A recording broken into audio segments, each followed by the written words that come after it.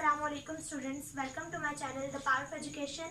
आज हमारा lecture number 5 of NMD CAT 2022 का स्टार्ट हो रहा है और आज के इस लेक्चर में हम पढ़ने जा रहे हैं life cycle of HIV virus या फिर एचआईवी वायरस के बारे में कुछ बातें।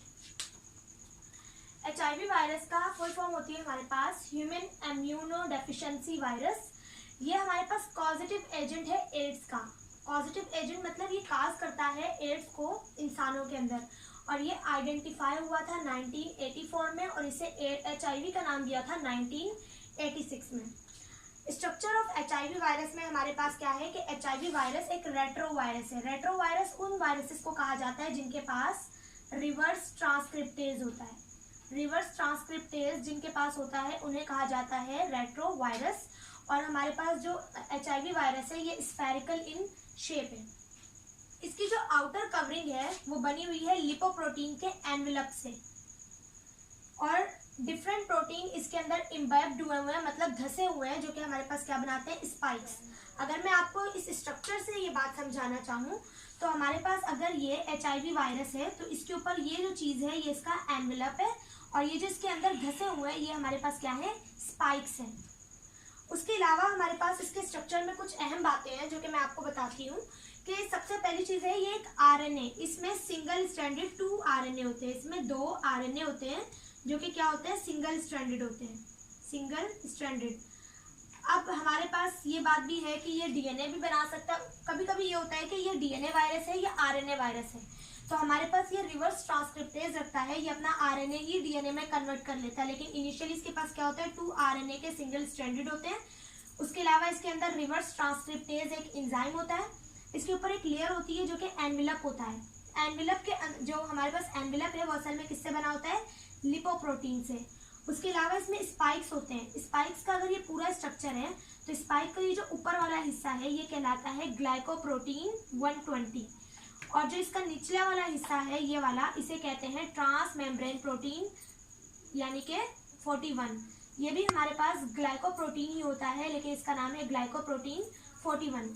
ग्लाइकोप्रोटीन 120 जो है ये अटैचमेंट में हेल्प करता है होस्ट की बॉडी से, जबकि ट्रांस मेम्ब्रेन प्रोटीन जो है ये हेल्प करता है फॉर सेल फ्यूजन प्रोसेस। जब इस एचआईवी के वायरस को जब किसी होस्ट सेल के ऊपर अटैच होना होता है या फिर उसके अंदर अपना जो डीएनए है वो हमारे पास पेनिट्रेट करवाना होता है तो हमारे पास क्या होता है कि जो सेल फ्यूजन में मदद करता है वो कौन करता है, ट्रांस मेम्ब्रेन प्रोटीन हेल्प कर रहा होता है। उसके अलावा हमारे पास है कि इस वायरस में क्या क्या चीज़ें होती हैं। सबसे पहली चीज़ इसमें 2 आरएनए के स्ट्रैंड होते हैं। उसके अलावा इसमें कुछ एंजाइम होते हैं। 3 तरह के एंजाइम होते हैं। एक होता है रिवर्स ट्रांसक्रिप्टेज, दूसरा होता है प्रोटीएज और तीसरा होता है इंटीग्रेज। रिवर्स ट्रांसक्रिप्टेज क्या काम करता है, रिवर्स ट्रांसक्रिप्टेज जो है वो कन्वर्ट कर देता है आरएनए को डीएनए में।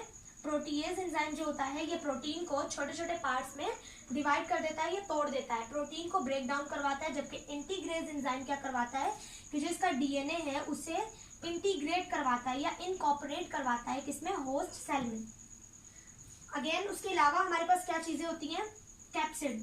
अब कैप्सिड हमारे पास जो है ये एक लिपोप्रोटीन से बना होता है, ग्लाइकोप्रोटीन से हमारे पास कैप्सिड बना होता है। उसके ऊपर वाला जो पार्ट है हमारे पास कैप्सिड से बाहर और एनवेलप के अंदर जो हमारे पास ये चीज है इसे कहते हैं मैट्रिक्स प्रोटीन। आपके फेडरल की बुक में ये बात मेंशन है कि जो मैट्रिक्स प्रोटीन है ये हमारे पास बिटवीन पाई जाती है कैप्सिड के और स्पाइक्स के दरमियान में।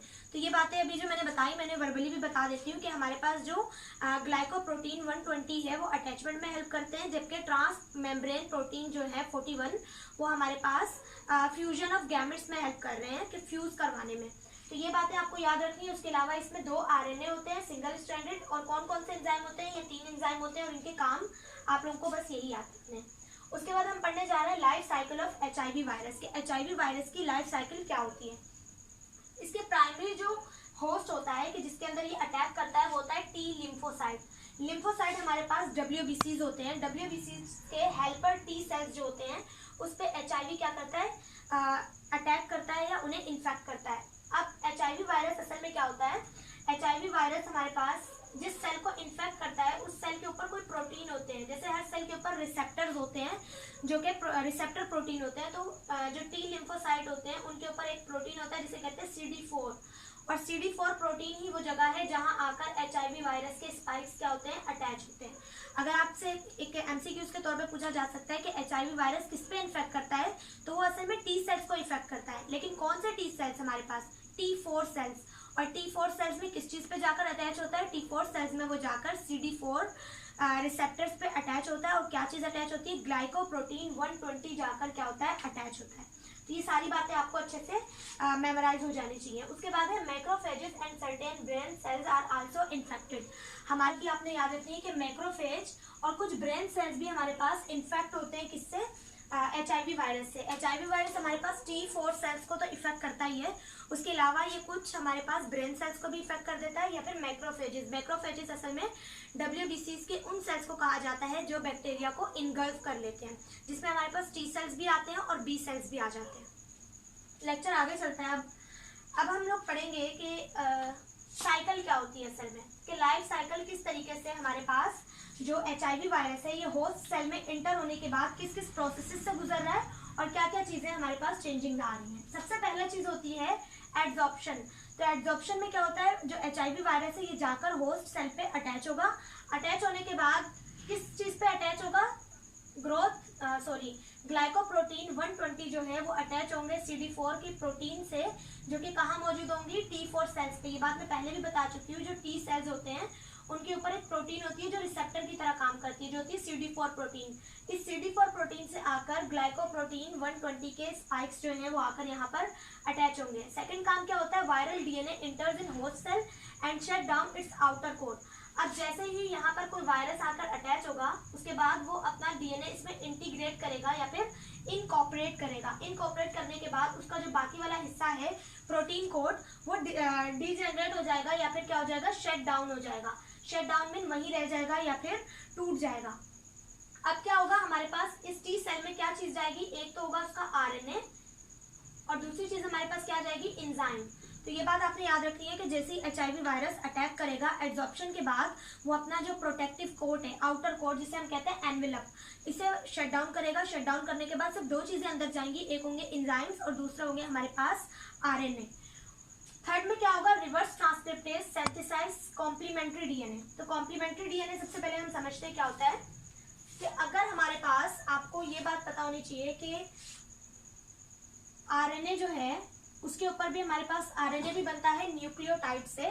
और हमारे पास न्यूक्लियोटाइड क्या होते हैं, adenine, guanine, cytosine, uracil, adenine, guanine.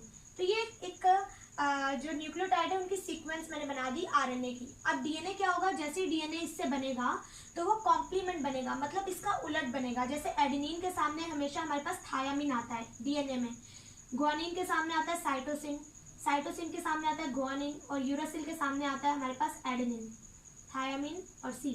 अब क्या हुआ, इसके मुकाबले में, RNA के मुकाबले में हमारे पास जो DNA बना वो क्या बना, बिल्कुल कॉम्प्लीमेंट बना, उल्टा बना। तो इसे हम कहेंगे cDNA। अच्छा, कॉम्प्लीमेंट DNA उस DNA को भी कहा जाता है जो RNA से बने। RNA से ट्रांसलेट होकर जो DNA बनता है उसे हम कॉम्प्लीमेंट्री DNA भी कहते हैं। तो यहाँ पर यही बात है कि रिवर्स ट्रांसक्रिप्टेज क्या करेगा, कॉम्प्लीमेंट्री DNA बनाएगा। कहाँ से बनाएगा, RNA से बनाएगा, जो कि असल में इसके पास RNA थे, उसी से हमारे पास कॉम्प्लीमेंट्री DNA बनेगा। फोर्थ स्टेप में क्या होगा, जो RNA है ये डिसइंटीग्रेटेड हो जाएगा बाय RNAs।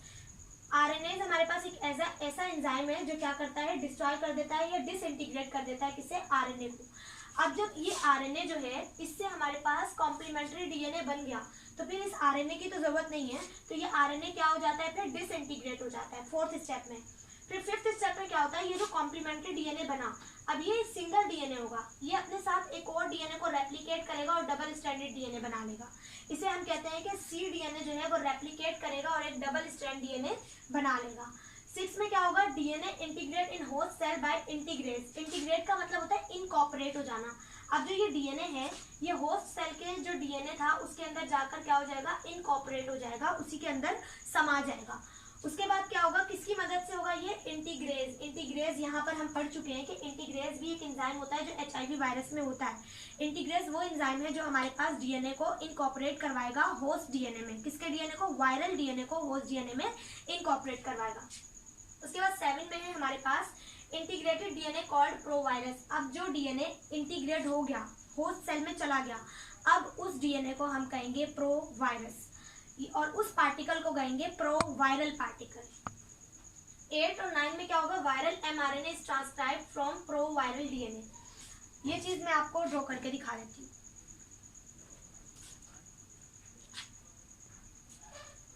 अच्छा, तो मैं सारा प्रोसेस आपको अगेन डायग्राम से बता देती हूँ कि अगर ये हमारे पास एक टी सेल है और इस टी सेल के ऊपर हमारे पास कुछ रिसेप्टर होंगे जिसे हम कहेंगे CD4 प्रोटीन। अब जैसे ही हमारे पास HIV वायरस जब आएगा तो इसके ऊपर होते हैं स्पाइक्स। इस स्पाइक के इस हिस्से को हम कहते हैं ग्लाइकोप्रोटीन 120। तो ये ग्लाइकोप्रोटीन 120 आकर इस जगह पर क्या हो जाएगा, अटैच हो जाएगा। ये पहला स्टेप था। सेकंड स्टेप में क्या होगा, जैसे ही यहाँ पर अगर एक वायरस अटैच हो गया है तो अब वो क्या करेगा, अपने डीएनए को आरएनए को, जेनेटिक मटेरियल को इसमें इंसर्ट करेगा और ये जो पूरा इसका आउटर पार्ट है ये वही रह जाएगा। अब अंदर क्या क्या चीजें आएंगी, आरएनए आएगा और आएंगे एंजाइम्स। ये होगी सेकंड चीज। अब थर्ड में हमने पढ़ा कि इनके अंदर एंजाइम में एक एंजाइम था जो कौन सा था, रिवर्स ट्रांसक्रिप्टेज। रिवर्स ट्रांसक्रिप्टेज ने हमारे पास इस आरएनए को कन्वर्ट कर दिया किसमें, डीएनए में। कैसे कन्वर्ट किया, सी डीएनए में, कॉम्प्लीमेंट्री डीएनए में, क्योंकि ये इसका कॉम्प्लीमेंट बना और ये आरएनए से बन रहा है, इसीलिए इस डीएनए को हम कहते हैं कॉम्प्लीमेंट्री डीएनए। जैसे ही हमारे पास डीएनए बन जाएगा तो हमारे पास एक और एंजाइम आरएनएज आएगा और इस आरएनए को यहाँ से खत्म कर देगा, क्योंकि इस आरएनए का काम था डीएनए बनाना, वो बन गया। अब इस आरएनए को ये क्या कर देगा, खत्म कर देगा। और आरएनए जो है वो फिर नेक्स्ट स्टेप में हमारे पास क्या होगा, ये जो सी डीएनए बना ये सिंगल बना था, अब ये अपनी डबल स्ट्रैंडेड बना लेगा। पहले सी डीएनए इतना बना था, फिर ये अपने दूसरा स्ट्रैंड भी बना लेगा अपने सामने। अब ये बन गया डबल स्ट्रैंडेड डीएनए। फिर क्या होगा, ये डबल स्ट्रैंडेड डीएनए जो टी सेल के अपना डीएनए होगा, जो कि टी सेल का अपना डीएनए होगा, उस डीएनए में क्या हो जाएगा, इनकॉर्पोरेट हो जाएगा। इनकॉर्पोरेट कौन करवाएगा इसे, इंटीग्रेज। एक एंजाइम होगा जो कि होगा इंटीग्रेज, वो इसे क्या करवाएगा, इस डीएनए के अंदर इनकॉर्पोरेट करवाएगा। उसके बाद हमारे पास क्या होगा, वायरल एमआरएनए। अब हम इस पूरी इमेज को इस तरह से देखेंगे कि अब जो ये डीएनए बनेगा, अगर ये डीएनए है किसी होस्ट का, तो इसी डीएनए के अंदर इनकॉर्पोरेट हुआ है हमारे पास HIV का डीएनए भी, जो कि कॉम्प्लीमेंट्री डीएनए था। अब इस डीएनए को हम कहेंगे प्रोवायरस। ठीक है। उसके बाद हमने ये बात पढ़ी कि अब जब भी ये ट्रांसक्राइब होगा, ट्रांसक्रिप्शन का मतलब होता है डीएनए से आरएनए, एमआरएनए का बनना। MRNA mean messenger RNA. तो हमारे पास डीएनए अपनी कोई भी इंफॉर्मेशन एमआरएनए की फॉर्म में ट्रांसफर करता है, जिससे बाद में बनते हैं प्रोटीन। अब जब भी ये डीएनए ट्रांसक्रिप्ट होगा तो हमारे पास साथ ही क्या बनेंगे, हमारे पास वायरल प्रोटीन बनेंगे। वायरल प्रोटीन सबसे पहले इस डीएनए से बनेगा हमारे पास एमआरएनए। ये एमआरएनए बाद में जाकर ट्रांसलेट होगा। ट्रांसलेट कहाँ होगा, राइबोसोम्स में। मैं आपको ये चीज भी एग्जाम्पल से समझा देती हूँ। अब ये है हमारे पास प्रोवायरस, ठीक है। अब ये प्रोवायरस हमारे पास इसने बनाया अपना एमआरएनए। एमआरएनए कैसे बना हमारे पास, ट्रांसक्रिप्शन से। ट्रांसक्रिप्शन वो प्रोसेस है जिसमें हम डीएनए से एमआरएनए बनाते हैं। अब ये क्या होगा, ये जाएगा किसके पास, राइबोसोम के पास, और वहां जाकर क्या हो जाएगा, ट्रांसलेट हो जाएगा। और ट्रांसलेट होने के बाद क्या बनाएगा, वायरल प्रोटीन। वायरल प्रोटीन, तो ये चीज हमारे पास होती है। अब ये राइबोसोम किसके होंगे, होस्ट सेल के, क्योंकि वायरस के अंदर खुद के राइबोसोम्स नहीं है। तो हमारे पास यही बात यहाँ लिखी हुई है कि वायरल एमआरएनए ट्रांसलेट होगा होस्ट के राइबोसोम से, जिसके नतीजे में क्या बनेगा, वायरल प्रोटीन बनेगी और वायरस के कंपोनेंट्स बनेंगे, जो कि बाद में क्या होंगे, असेंबल हो जाएंगे। असेंबल मैं लास्ट लेक्चर में भी आपको समझा चुकी हूँ। असेंबल का मतलब हेड के अंदर डीएनए चला जाएगा और पूरा अरेंजमेंट होकर वो पूरा एक वायरस बन जाएगा, असेंबल हो जाएगा। फिर वो मिच्योर हो जाएगा और मिच्योर वायरस जो है वो रिलीज होगा ग्रेजुअली। अब अगर मैं आपको होस्ट सेल दिखाऊं, जिस होस्ट सेल में हमारे पास वायरस एंटर हुआ था, तो इस होस्ट सेल में हमारे पास जो वायरस अब बन चुका है मिच्योर होकर, अब ये वायरस जैसे जैसे बाहर निकलेगा, ये वायरस अपने ऊपर इस सेल की मेम्ब्रेन को लपेटता हुआ निकलेगा, क्योंकि ये एक एनवेलप्ड वायरस है। अब जैसे जैसे लपेटता हुआ निकलेगा वैसे वैसे हमारे पास ये सेल छोटा होता जाएगा, और फिर एक वक्त ऐसा आएगा जब ये सेल क्या हो जाएगा, नॉन फंक्शनल। तो हमारे पास इस तरह से टी सेल क्या हो जाते हैं, नॉन फंक्शनल हो जाते हैं। टी सेल हमारी जो बॉडी है उसके हेल्पर सेल्स होते हैं या वाइट ब्लड सेल्स होते हैं, जो कि बॉडी के अंदर जहाँ जहाँ मैक्रो बैक्टीरिया आ जाता है उसे लोकेट करते हैं और इम्यून सिस्टम की हेल्प करते हैं बैक्टीरिया को मारने में। लेकिन जैसे ही हमारे टी सेल्स खत्म हो जाते हैं तो हमारी इम्यूनिटी वीक हो जाती है। असल में HIV कभी भी डेथ काउज नहीं करता। डेथ काउज होती है हमारे पास HIV की वजह से इम्यूनिटी डाउन हो जाती है। इम्यूनिटी की डाउन होने की वजह से हमारे पास वो तमाम डिसीज जो कि इम्यूनिटी के होते हुए हम पे इफेक्ट नहीं कर सकती, इम्यूनिटी के डाउन होते ही वो तमाम डिसीज हम पे क्या हो जाती है, इफेक्ट करने लग जाती है और इंसान बहुत सारी बीमारियों में घिर जाता है।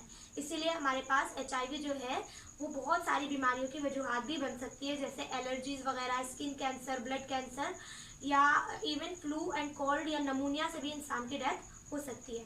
होप सो कि आपको ये तमाम बातें समझ आई हो। अगर आपको कोई भी क्वेश्चन है तो आप कमेंट बॉक्स में पूछ सकते हैं। अब हम पढ़ने जा रहे हैं सिम्टम्स ऑफ HIV। तो HIV के जो सिम्टम्स है वो हमारे पास 3 स्टेजेस में डिवाइडेड है। सबसे पहला स्टेज है हमारे पास एसिम्प्टोमेटिक कैरियर्स। एसिम्प्टोमेटिक कैरियर्स में हमारे पास कुछ खास सिम्टम्स नहीं होते, बस क्या होता है, फीवर होता है, चिल्स होती है, ठंड लगना, एचेस होती है, मुख्तलिफ जगहों पे पेन होना, स्वॉलन लिम्फ ग्लैंड, जो लिम्फ ग्लैंड्स होते हैं वो हमारे पास क्या हो जाते हैं, स्वॉलन हो जाते हैं या सूज जाते हैं। अब हमारे पास सवाल ये होता है लिम्फ ग्लैंड्स कहाँ कहाँ होते हैं। तो लिम्फ ग्लैंड आपके नेक रीजन में होते हैं, इनसाइड टॉन्सिल्स के साइडों पर। उसके अलावा आपके आर्म पिट्स पे होते हैं, जिस तरह आपका जो आर्म है उसके जो नीचे बहुत ज़्यादा मीट वाला पार्ट है वहाँ पर होते हैं। या फिर हमारे पास एक और जगह है जो हमारे पास है ग्रोइन। ग्रोइन हमारे पास एक ऐसा रीजन है जो कि बिटवीन हिप एंड थाई है, वहाँ पर भी हमारे पास क्या होते हैं, लिम्फ ग्लैंड्स। तो हमारे पास वो भी क्या हो जाते हैं, स्वॉलन हो जाते हैं। या फिर इची रैशेज। इची रैशेज मतलब खारिश होने के बाद रैशेज आ जाना। और ये सारे के सारे सिम्टम्स क्या हो जाते हैं, डिसअपियर हो जाते हैं 9 महीनों के लिए या इससे ज़्यादा के लिए। मतलब ये है कि जैसे ही बीमारी काज होगी तो ये कुछ सिम्टम्स आएंगे, उसके बाद ये सिम्टम्स सब खत्म हो जाएंगे 9 महीने तक या फिर उससे ज़्यादा के वक्त तक। और ये हाईली इन्फेक्शनियस होता है। अगरचे कोई पर्सन इस स्टेज में है लेकिन उसे खुद तो सिम्टम नहीं आ रहे, लेकिन वो इतना इस काबिल है कि वो बहुत इन्फेक्शनियस है, वो दूसरे लोगों को ये बीमारी काज करवा सकता है। अगरचे उसमें खुद अभी तक सिम्टम्स अच्छे से नहीं आ रहे लेकिन फिर भी ये दूसरों को इन्फेक्ट कर सकता है। HIV test for antibody becomes positive.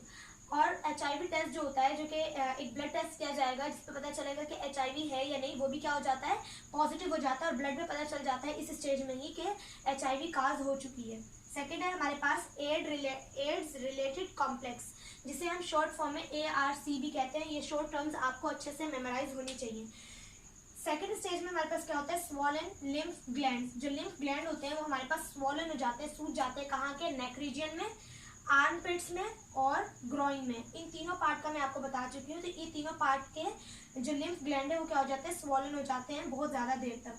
Night sweat, रात के वक्त बहुत ज़्यादा पसीना आ रहा होता है। परसिस्टेंट कफ, मुसलसल खांसी रह रही होती है। फ्लू होता है, डायरिया होता है, परसिस्टेंट डायरिया, मुसलसल डायरिया रह रहा होता है। और फिर loss of memory and depression, loss of memory भी हो जाती है और साथ में क्या हो जाता है, डिप्रेशन भी हो जाता है। एंड थर्ड स्टेज है हमारे पास full blown AIDS. Full blown AIDS हमारे पास एक फाइनल स्टेज है। इसमें सीवियर वेट लॉस हो जाता है और वीकनेस हो जाती है। वीकनेस और सीवियर वेट लॉस होता है डायरिया की वजह से। एंड सेकंड चीज हमारे पास होती है अपॉर्चुनिस्टिक इन्फेक्शंस।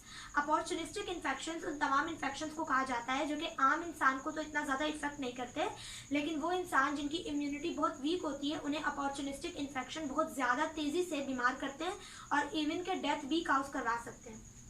अपॉर्चुनिस्टिक डिसीज में हमारे पास है skin cancer, fungal infection, viral infection, gastrointestinal disease, respiratory disease, nervous system की डिसीज और आई डिसीज भी काज हो सकती है हमारे पास अपॉर्चुनिस्टिक इन्फेक्शन में। उसके बाद है हमारे पास ट्रीटमेंट ऑफ HIV। तो HIV का ट्रीटमेंट 2 तरह से किया जा सकता है। अब आपको ये बात याद रखनी है, आपके सिंध बोर्ड में बात मेंशन है कि HIV को 2 रिसर्चेस पर हम क्या करने से कंट्रोल करना चाहते हैं। पहली रिसर्च वो जो कि हमारे पास या वैक्सीन बनाना, पहली रिसर्च में क्या है, वैक्सीन बनाना, और दूसरी रिसर्च में है कि बैक्टीरिया को रोकना, वायरस को रोकना। पहली रिसर्च है वैक्सीन बनाना जो कि अभी कंप्लीट नहीं हुई, अभी हम उसकी बिल्कुल शुरुआत में हैं। और सेकंड चीज़ है वायरस की ग्रोथ को रोकना। तो वायरस की ग्रोथ को हम काफ़ी हद तक रोक चुके हैं। हमारे पास फेडरल के अंदर सिर्फ ये चीज़ मेंशन है कि ट्रीटमेंट में एंटी रेट्रोवायरल थेरेपी, जिसे ART भी कहते हैं। तो एंटी रेट्रोवायरल थेरेपी में क्या होता है, ड्रग्स ली जाती हैं, दवाइयाँ दी जाती हैं, जिससे HIV वायरस की ग्रोथ बहुत ज़्यादा स्लो डाउन हो जाती है और इंसान ज़्यादा देर तक जिंदा रह सकता है। फेडरल में ये चीज़ भी मेंशन है कि ये कोई क्योर नहीं है, ये कोई ट्रीटमेंट नहीं है कंप्लीट, क्योंकि ये जो है ये कम्प्लीटली उस इंसान में से बीमारी ख़त्म नहीं कर रहा, बल्कि सिर्फ और सिर्फ HIV वायरस को क्या कर रहा है, स्लो डाउन कर रहा है और उसकी ग्रोथ को कम कर रहा है, ताकि एक इंसान जो कि बहुत जल्दी इन्फेक्ट हो रहा था, अब वो बहुत ज़्यादा देर तक इस चीज़ से, इस बीमारी को फेस कर पाए। आपके सिन बोर्ड में ये कंप्लीट चीज़ें जो नीचे लिखी हुई हैं, ये पूरा सिन बोर्ड की बुक से लिया गया है कि एजिडोथायमिडिन या फिर जीडोवुडिन जो है, ये ड्रग्स हैं हमारे पास, जो कि क्या करती है, स्लो डाउन करती है ग्रोथ को। हालांकि अगर वायरस ब्रेन तक भी पहुंच चुका है तब भी ये क्या करती है, दोनों जो ड्रग्स हैं ये हमारे पास ग्रोथ को स्लो डाउन कर देती है, ताकि बैक्टीरिया वायरस जो है वो जल्दी से क्या रेप्लिकेट ना हो और अपनी ग्रोथ जल्दी ना कर सके। दूसरी हमारे पास ड्रग्स है राइबाविरिन। तो रिबाविरिन जो है ये हमारे पास ट्रीटमेंट के लिए यूज़ होती है अदर वायरल इन्फेक्शन, बहुत सारे वायरल इन्फेक्शन को ट्रीट करने के लिए इस्तेमाल होती है, लेकिन ये सप्रेस कर देती है HIV वायरस को भी। ये स्पेशली HIV वायरस के लिए नहीं है, लेकिन ये HIV वायरस की ग्रोथ को भी क्या कर देती है, सप्रेस कर देती है। लास्ट है हमारे पास स्यूमेरिन, और स्यूमेरिन जो है ये एक एंटी पैरासाइटिक ड्रग है। एंटी पैरासाइटिक मतलब पैरासाइट्स के खिलाफ। पैरासाइट वो जानदार हैं जो आपसे तो फायदा लेते हैं, लेकिन बदले में आपको क्या दे रहे होते हैं, नुकसान दे रहे होते हैं। उसमें हमारे पास ये इनहेबिट करती है वायरल रिप्रोडक्शन इन होस्ट। तो ये जो स्यूमेरिन है ये हमारे पास वायरल रिप्रोडक्शन इन होस्ट में क्या करती है, वायरल रिप्रोडक्शन को रोक रही होती है, वायरस को रिप्रोड्यूस नहीं करने दे रही होती। तो ये तमाम चीज़ें हमने HIV के बारे में पढ़ी। अब नेक्स्ट लेक्चर में हम डिस्कस करेंगे कि HIV वायरस से प्रिवेंशन कैसे की जाती है और किस तरीके से हम इस डिसीज को ख़त्म कर सकते हैं या फैलने से रोक सकते हैं। आज के लिए इतना ही। अगर वीडियो अच्छी लगे तो चैनल को लाइक ज़रूर कीजिएगा, सब्सक्राइब ज़रूर कीजिएगा और बाकी फ्रेंड्स से भी शेयर ज़रूर कीजिएगा। इसके अलावा भी अगर कोई भी कन्फ्यूजन है आपको तो आप कमेंट बॉक्स में पूछ सकते हैं। Thank you so much. अल्लाह हाफिज़।